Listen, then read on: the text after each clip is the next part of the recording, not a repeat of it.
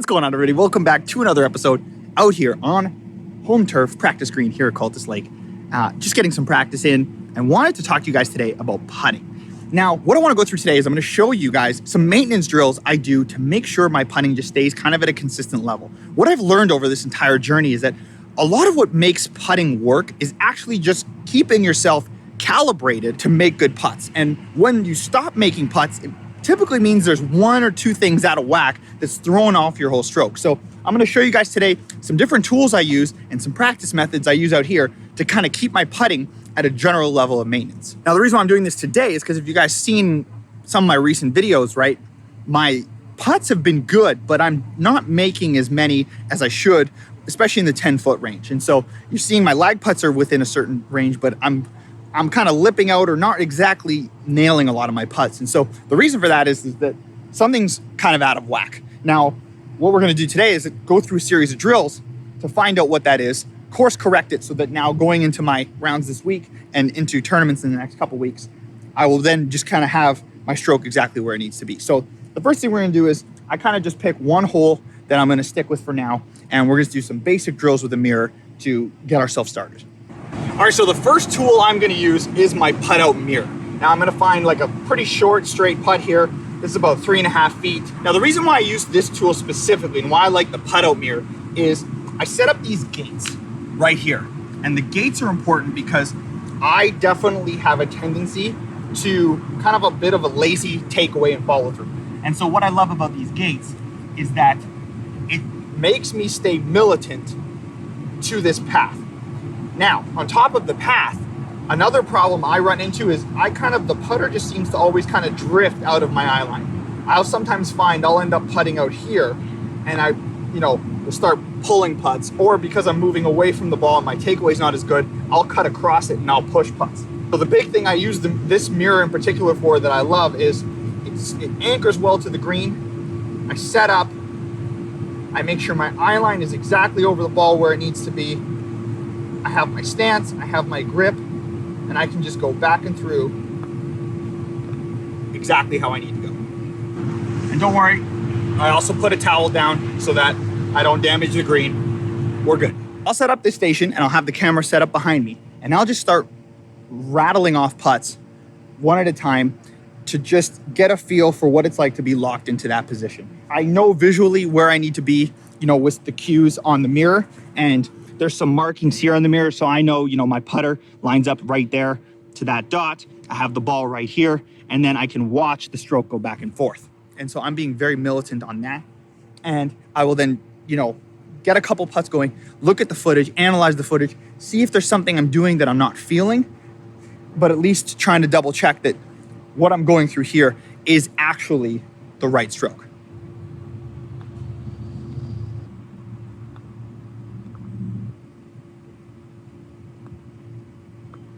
Now this setup here gets me back to what I call home base, right? I can very quickly see all the things I'm doing wrong, all the things I need to correct, and hopefully within a couple putts, I can pretty much get back to where I need to be because it's pretty obvious, right? And another thing I do too, right, is obviously, with it lined up to the straight putt, this mirror is pretty long. I find too, my body alignment can get a little wonky, so I have a tough time staying square. Historically, I've liked to open up.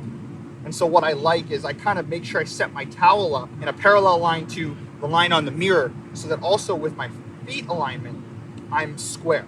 Because I definitely have a tendency to cheat my legs forward and open up, and that also leads to some issues. So I will make sure that this is in alignment so that I can just rock back and forth. So once I've achieved home base with this, and I'm feeling very confident with how I'm seeing the ball, especially with my eye lines over the ball, I then switch to this putting tool. Now this is a tool I see all the good players I play with use. This is the Pels Golf Putting Tutor. This is what I see pros I work with use. My coach Max turned me onto this, and I've seen quite a few pros use this. Now the big focus I get out of this one, obviously you can work on, this will get you the right start line, right?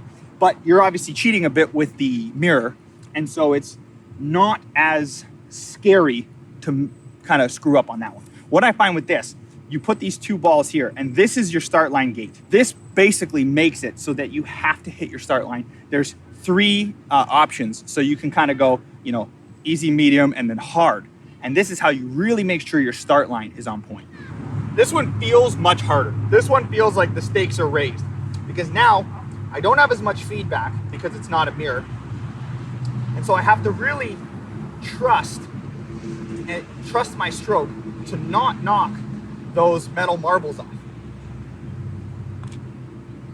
And it can get a little nervy because now all that takeaway practice I've been working on, if I come in any sort of motion that isn't the right rocking motion that I was working on with the mirror, well, I'm gonna knock one of the marbles off. So it really forces you to take all the stuff you've been doing in your previous strokes practicing with the mirror, and now I have to implement it right away with feedback if I do it wrong.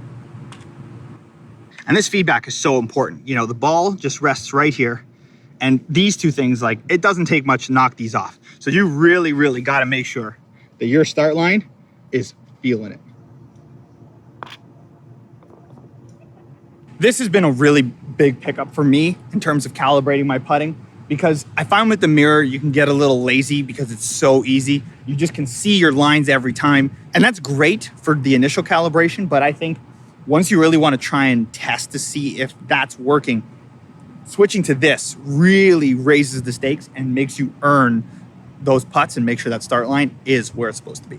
Now from there, we can crank it up even another level. Now, I'm pretty pumped. I have the full Short Game Gains putting kit. Short Game Gains, if you don't know, is a company run by Hannah and Frederick. They're awesome golfers. They are documenting their path to pro on Instagram and on YouTube. And so they've created this company to help kind of, one, create great tools for everybody, and then two, subsidize their journey. So I was happy to support them and buy their kit, and they're awesome people. I'm sure you've seen them on Instagram, but if you haven't, I've linked their stuff below as well as their website for this. They've got some really cool stuff in here. Particularly, my favorite thing they have is the Short Game Gains cup reducer.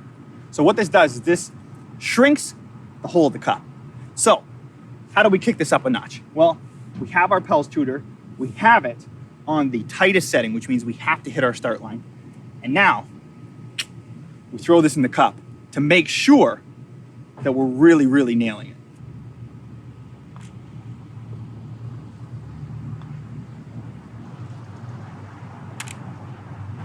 That one was absolutely terrible. And that's me overthinking and completely ruining the takeaway. And as a result, that's just a terrible putt across the board. And that's what I really like about this combination. It forces you to really have to think, because not only do you have to get it on the right start line, but then a smaller target means you really got to get it there.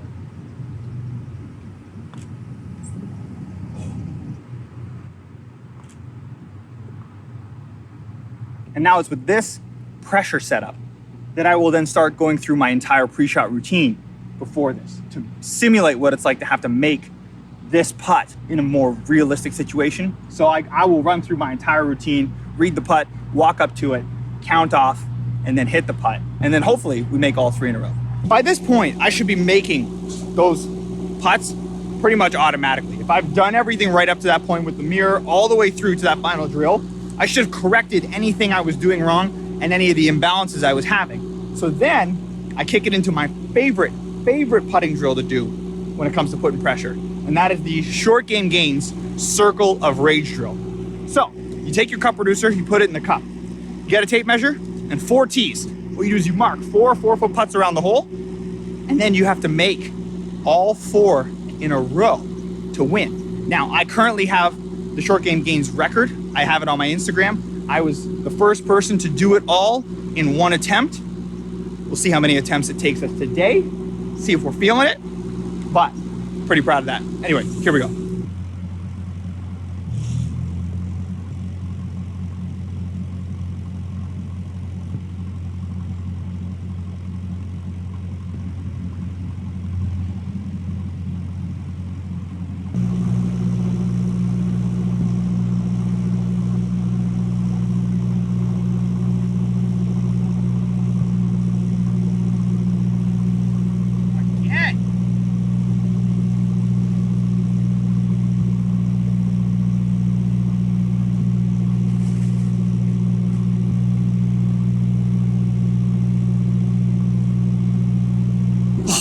As you can see, the rage is real with that one. When you miss one, especially on the last one to complete the drill, it's very frustrating. So what I love about this drill is obviously there's a smaller margin for error. It adds a ton of pressure.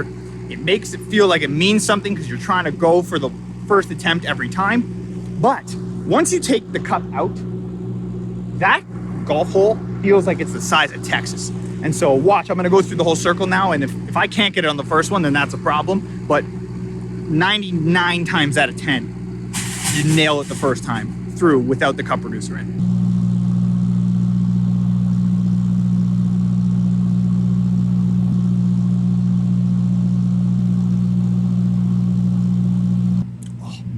Thankfully, that food truck left, man. Gonna add some pressure. Let's try having that loud noise just ripping through your practice. That'll help you focus on your concentration. Another thing I really like about this drill that I didn't mention, obviously taking the cup reducer out makes it much easier, but with the cup reducer in, I find sometimes my stroke gets too long. I try and take it back and forth, and it just becomes this long arc.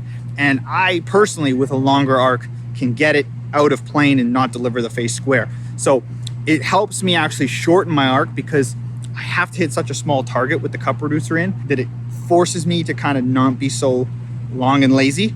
And so I have a much more efficient stroke, I find, practicing this way. And it does translate to the course, which is nice. Now, in terms of calibrating lag putts, honestly, I find if I keep this sort of maintenance down and keep my 3-footers in check, really it trickles out to the rest of my putting. Very rarely am I doing well with my lag putts if I'm not doing well with this. Speed control, I find, is relative. You know, Mo Norman always said every putt's a 3-foot putt, and that always kind of stuck with me. And so I don't know, once I kind of adopted that mentality and just made sure that being really good close was just always something I could count on, I find my lag putting got better because I stopped having to freak out about having to put it so close to the hole, and takes a bit of the pressure off, but also just allows you to you can count on your stroke because you know your stroke's good enough to make those putts inside. And I end up lagging it closer anyway because my speed control is much better, because my stroke's better. It just all kind of compounds together, because not only do you need your stroke to work well, but speed and start line is all we're going for. That is all it takes to make putts work. That is what I've learned over this past year of just really trying to get dialed in.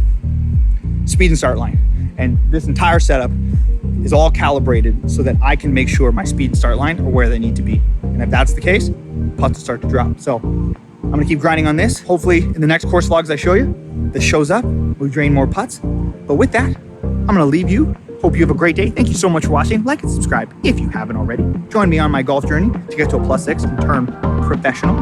And I will catch you on the next one. Peace.